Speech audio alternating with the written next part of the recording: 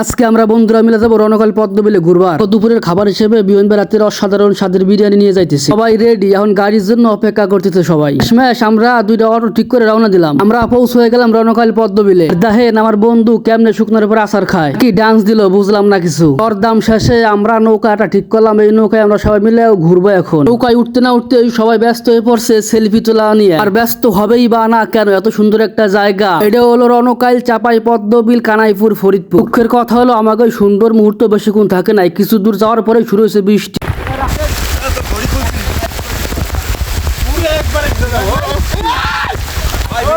স্থিতি এমন হয়েছিল যে আমরা ফিরেও আসবার পারতাম না, আমরা বৃষ্টিতে ভিজে যেতাম। তাই কি আর করার, বৃষ্টি বিলাস আর নৌকা ভ্রমণ একসাথেই করছি আমরা। এই হঠাৎ বৃষ্টিটা আমাকে নৌকার ভ্রমণের আনন্দটা আরো কয়েক গুণ বাড়াই দিছিল, সাথে জ্বর ফিরেছিল। সব কটা ভিজে কাউসা হয়ে গেছিল, আবার কেউ কাউয়া কাদের ভাইবেন না, কাউসা হয়ে গেছিল ভিজে। এরকম বৃষ্টিতে ভিজে বন্ধুদের সাথে আর কে কে নৌকা ভ্রমণ করছেন অবশ্যই কমেন্টে জানাবেন। আর ধন্যবাদ সবাইকে ভিডিওটা দেখার জন্য।